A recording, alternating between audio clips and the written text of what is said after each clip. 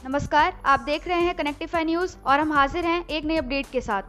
बंगाल में चुनाव के बाद हुई हिंसा पर कई घृणित ट्वीट्स के बाद हिंदू कार्यकर्ता और सोशल मीडिया प्रभावित नितिन शुक्ला के ट्विटर अकाउंट को स्थायी रूप से निलंबित कर दिया गया था और अब उनका अकाउंट परमानेंटली ही सस्पेंड कर दिया गया है। ऐसा लोगों का नहीं बल्कि अमेरिकी कंपनी ट्विटर का मानना है कि उनके बयान और वीडियोस भड़काऊ होते हैं। तो वहीं शुक्ला का अकाउंट सस्पेंड होने के बाद ट्विटर पर #BringBack नितिन शुक्ला के साथ ट्रेंड कर रहा है। भारी मात्रा में लोगों ने उनके अकाउंट को वापस एक्टिवेट करने की मांग की। इसमें कई ट्वीट्स ऐसे भी आए जिसमें ट्विटर को निशाना बनाया गया, जहां एक यूजर ने ट्विटर पर निशाना साधते हुए कहा कि सच बोलने की सजा, अकाउंट सस्पेंड कर दिया। तो वहीं एक और ट्विटर यूजर ने लिखा कि ट्विटर ने नितिन शुक्ला जी के ट्विटर को परमानेंटली सस्पेंड कर दिया है।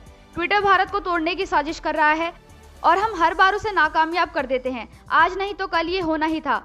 तो वहीं एक अन्य ट्विटर यूजर ने लिखा कि इन सब के पीछे अमेरिका है। गूगल, ट्विटर, फेसबुक सब अमेरिका की देन है। नितिन जी, आप क्या ट्विटर को कोर्ट में घसीटकर कारण नहीं पूछेंगे? ऐसे ही वो किसी का भी ट्विटर जब चाहे सस्पेंड कर देगा।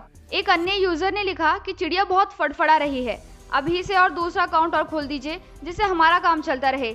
कम्युनिटी स्टैंडर्ड इतना लो स्टैंडर्ड का है कि पुरानी पोस्ट शेयर करने से भी घबरा जाता है और अकाउंट सस्पेंड कर देता है। एक यूजर ने लिखा कि जो हिंदुस्तान के लिए बोलेगा उसके साथ ट्विटर ऐसा करेगा। ट्विटर भी फेसबुक की ही नाजायज पैदावार है, तो फेसबुक की तरह हर भारतीय को ब्लॉक करता रहता है। दरअसल ये पहली बार नहीं है जब ट्विटर पर इस तरह का आरोप लगा हो। इससे पहले भी सरकार का पिछले कुछ महीनों में कई बार ट्विटर के साथ विवाद हुआ है।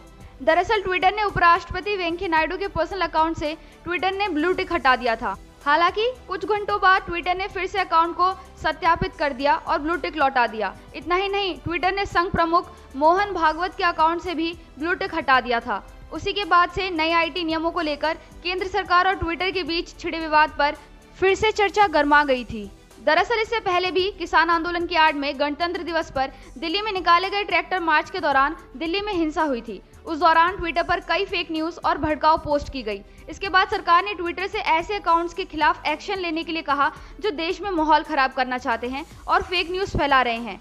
जिसके बाद आखिरकार ट्विटर ने 257 अकाउंट सस्पेंड कर दिए थे, लेकिन कुछ देर बाद ही उन हैंडल्स को बहाल कर दिया था, जिसके बाद बात और बिगड़ गई थी। तो वहीं सरकार का पिछले कुछ महीनों में भी कई बार ट्विटर के साथ विवाद हुआ है।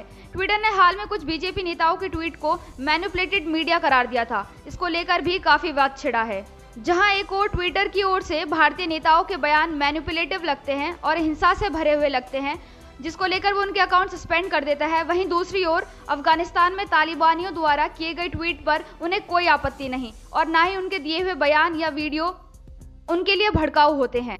यहाँ तक कि कितने तालिबानी ऐसे हैं जिनके वेरीफाइड अकाउंट है और उन्हें ब्लू टिक मिला हुआ है और उनके द्वारा पोस्ट किए गए ट्वीट्स, वीडियोस या फोटोज से ट्विटर को कोई आपत्ति नहीं। लेकिन आपत्ति हमेशा भारतीयों और भारतीय नेताओं को लेकर ही देखने को मिली है। हिंदुस्तान को लेकर ज्यादातर पूछे हुए सवाल या बयान उन्हें भड़काऊ, आपत्तिजनक और मैनिपुलेटिव लगते हैं और गाइडलाइन से परे लगते हैं और इसलिए ज्यादातर लोगों का अकाउंट भी सस्पेंड कर दिया जाता है। खैर, अब ये सोचने वाली बात तो है ही कि आखिर ये कब तक चलेगा और ट्विटर जैसी अमेरिकी कंपनियां आखिर चाहती क्या हैं। तो आखिर इन सब घटनाओं के बाद तो आपको क्या लगता है कि ये भारत को अंदर से तोड़ने की एक साजिश हो सकती है? आपकी इस पर क्या राय है? हमें कमेंट्स कर जरूर बताएं।